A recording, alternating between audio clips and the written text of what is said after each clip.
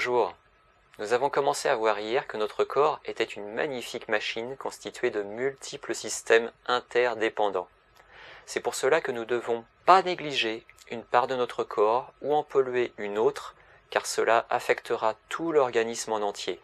Aujourd'hui, nous allons voir que nos cellules ont besoin de cette énergie dont on a parlé hier pour assurer correctement les très nombreuses fonctions du corps.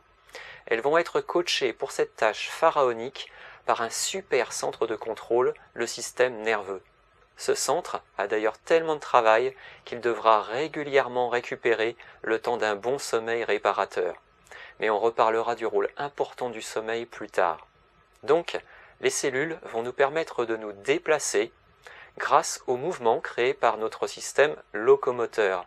Mais pour ne pas nous cogner contre les murs, il nous faut également interagir avec le monde extérieur via notre système sensoriel. Nos 5 sens sont nos capteurs qui vont donc nous permettre de modéliser l'environnement dans lequel nous souhaitons nous déplacer.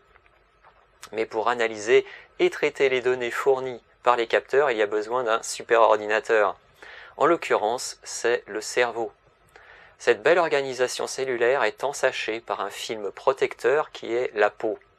Mais celle-ci étant poreuse, il ne faut pas oublier d'y ajouter un système de défense aux agressions extérieures, ce qui est très important, le système immunitaire. Enfin, d'autres tâches restent encore à assurer, comme la relation avec les autres êtres humains via la parole, relation qui débouche sur une des fonctions principales de tous les organismes vivants sur Terre, la reproduction de l'espèce via la sexualité.